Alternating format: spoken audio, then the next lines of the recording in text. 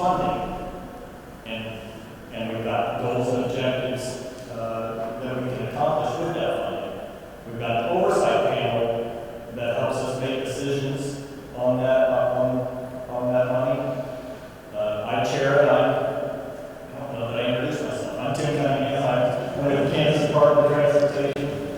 I'm the equipment engineer there. Steve Spore out of Idaho is representing the West region of Mike Martin, PennDOT. He's an at-large member along with Stan Carlton from Alabama. Doug Burke, who's in the room, represents the Midwest. Ohio. Jim Chupas also in the room, Connecticut, representing the Northeast, and Danny Keene, the Southeast, out of Arkansas. So we've got 4 regions that we've separated ourselves into, and annually we have these conferences like we're at this year. In the odd number of years is when we meet regionally, and in the even number of years is when we get together nationally and all 4 regions come together.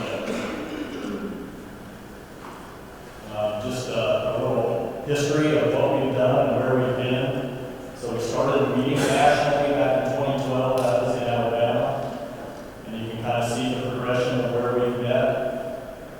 Last year in 2022 was Orlando. And next year will be Colorado. Venue to be determined is probably going to be in the Denver area. I've heard both Loveland and also the conference center near the airport there in Denver. After that, Nebraska has stepped up to host the conference. I believe that's going to be in Omaha. So what we try to do is rotate region to region to region and give them first shot at hosting. The technical services program, like I said, it exists under the ASHTO umbrella. There are many technical services programs. We're probably the best value in my opinion. Of course, I'm a little biased, but we started early on. We're a pretty young program. I guess really that's not the way to say that. Recently, so 2019 is when we started collecting contributions. Each state is sent an invoice for all of the technical services programs, and it's a voluntary contribution. And so there are obviously 50 states, and I think 2 with DC and Puerto Rico that can also contribute. And you can see the progression over the years. We're now, for the last couple of years, we have 45 states that have elected to contribute. That's a $5,000 contribution. Those contributions pay for your travel to these conferences. It pays for us to have staff in Michigan State, the National Center of Pavement Preservation, to help us administer the program. It helps us promote research, all things, the things that are really valuable, at least to this community of fleet managers. And so one of the major accomplishments, in my opinion, is the research that we've been able to identify in this area and to get funded and accomplished. I'm going to highlight some of those research projects that we've accomplished over the years. NCHRP is a mechanism that puts those potential research out to the research community and collects proposals and administers those contracts. NCHRP 1304 is the guide for the development of highway operations equipment replacement criteria. So what is the optimal replacement criteria for equipment? That research was done and has been completed. There's a report out there along with the tool. Time management did that research. 1305, guidelines for development of highway operations equipment utilization. These are long worded titles, but it's what is proper utilization for equipment. It's really, in a nutshell, what that is. That was also completed, and there's a report out there. 1306A is the development to assist in the formulation of long-range equipment replacement plans. So imagine, if you have an influx of money coming in and you're ready to buy replace a third of your fleet with dump trucks. What's that look like in 15 years? Where are those spikes? How can I better manage those long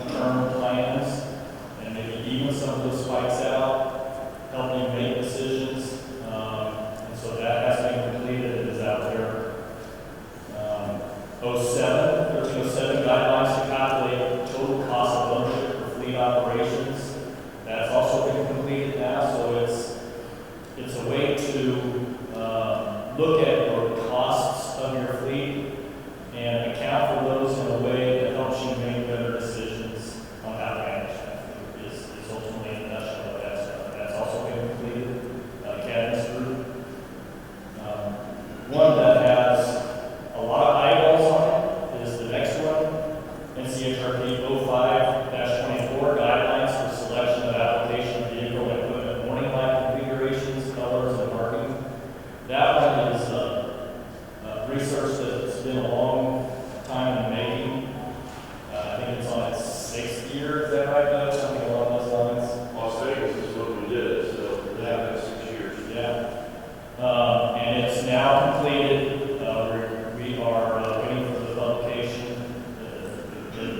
My understanding is it's been completed, but it got delayed through COVID. You know, there wasn't a lot of testing that could be done on some of those scenarios through COVID, so that sort of slowed things down a little bit. But we're all interested in that. Basically, answering that question of what are the most effective colors and flash patterns for lights, conspicuity tape, markings, colors, all those sorts of things. And so I know, speaking with most of you, we all struggle with that, with folks, our users wanting more lights, better lights, different lights, and brighter and flashier and better isn't always the best from a safety perspective. How confusing are those lights in the work zone. And so we're hoping for some guidance there. 1308 guidelines for the decision making for repair versus replacement of highway maintenance equipment. Again, Cabinets group who's in the room did that research. That's also completed. 09 guide for maximum vehicle and equipment surplus values. So that is also one that has recently been completed, and we're waiting for the report on it. But basically, it is what's the best way to get rid of your surplus? How do we maximize those returns on what you're selling? When you sell it, how do you sell it? How much money do you put into it to get value out of it? That sort of thing. So again, that was done. We're waiting for that report. We did submit a lot of these research projects were identified through a project we did early on, which is we kind of loosely identified as a research roadmap, where we sat down with a group of folks and kind of brainstormed potential research, had a consultant in the room that was documenting and kind of guiding that process, and documenting and putting out a publication. Well, we run through most of that research that we think is relevant, and we would love to update that project. We submitted that research, it got accepted, and then COVID again kind of put a kibosh on it, so it's having to be restarted again. We've resubmitted. My understanding is that they think it's going to go forward. We haven't heard back yet. And then the last one that I think I have on the list is validating and communicating the long-term effects of aging government fleet assets. That one we submitted and was approved for funding, but it wasn't a standard research project. It was kind of diverted into our scan tour research. And so we are in the process of identifying scan tour members, research members, and thinking through what that's going to look like exactly. And we've got those members in place now. And so you may hear more about that. We'll be visiting likely agencies that I think are doing a good job in that area, communicating to their upper level management the impacts of having a fleet that is aging, and making sure that the decisions are made about your funding for your fleet, are fully informed. And so that's really what that research is about. Recently, the mechanism for getting this research approved starts early on. It happens at the ASHTO maintenance committee meeting. And so while we're the equipment management and technical services program in this room, there is an equipment technical working group that lives under that maintenance committee. And that group of folks officially submits research. We use you all to help us identify that research and prioritize that research. And then we will take it to the maintenance committee and ask those state maintenance engineers to give us a ranking, how important this research is relative to all the other folks that are in the room wanting to see research on bridges or roadsides or maintenance operations or all those other projects that are out there. And we've been very successful with that. And part of that is because of these conferences that we hold. You know, the national conference, we always ask you guys, here's a list of potential research topics. How do you rank them? What's the most important? And we'll hand out ballots and you'll tell us which ones of those are the most important. And that research, or those results, carry a lot of weight when we go to the maintenance engineers and say, your fleet administrators all think this is the most important thing in the room that we really need to move forward on. And so that's been very successful. We've done good. However, we haven't been great at implementing some of that research. And so we pivoted a little bit this last meeting, last month that we had at the maintenance committee in Portland, Maine. And we are now submitting, requesting funding to help us implement some of that research. So we identified two of the recently completed research projects, the guide for the formulation of long-range plans, and also the decision-making for repair versus replacement. And those two completed research, we're going to request funding and help us move forward with implementing some of that. There's a whole myriad of ways you can do that, and we're not settled on exactly what that's going to look like. We may ask for folks, some of you in the room, to volunteer to be kind of that target agency that is the first adopter of some of it, if you're interested, and use you to help train or teach how that works in your state. There are other things we do too, like workshops and developing communication tools or whatever that helps explain what this research does and how you might implement it in your agency. So we're still working on that. One of the things that was on our objectives was promoting the profession of fleet management. And one of the ways that we do that is through this web-based training. Hopefully you are all aware that we have a series of web-based training modules that are out there that we have developed as a community. It is hosted at what used to be called the TC3 website. We have a link to that training on our website, emtsp.org. If you are a contributing state into that TC3 Technical Services Program, you can embed this training into your learning management system, and it can track for you if you have a schedule or however you want to do it. If you want your fleet managers in your state to go through these, you can do that just like any other training you have in your state. We currently have, I believe it's 6 or 6 that are posted and available. Course number 1 is preventive maintenance concepts.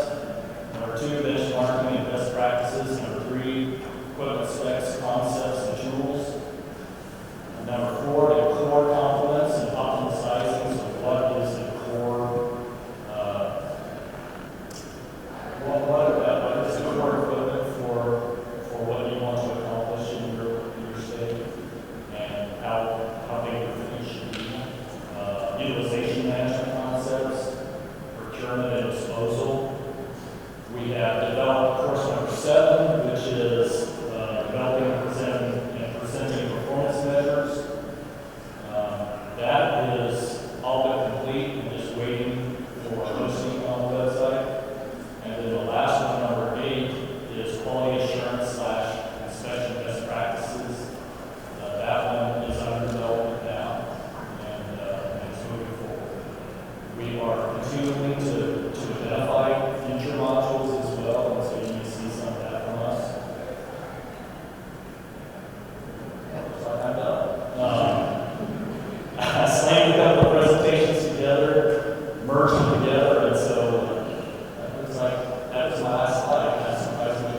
Do you have any questions at all about EMTSB and who we are? Or any research or any of that? If you haven't had an opportunity to serve on a research panel, it's really a good opportunity. It's a good experience. I have met some really smart people. It's usually a mix of folks like yourselves, academic types, also researchers and consultants serve on that panel. You help develop kind of what it is you want out of that research, the scope of work. You get to guide the researchers along the way and evaluate their product and then sign off on the final product. So if you get that opportunity, don't be afraid. It's kind of a weird process to volunteer for that. They call it a nomination process. So when you see that, you say, okay, well, somebody's got to nominate. As far as I know, 99% of the ones that happen, you nominate yourself. That's the way I've done it. That's the way everybody I know has done it. So don't let that intimidate you. So like I said, if you get that opportunity, take advantage of it. And with that,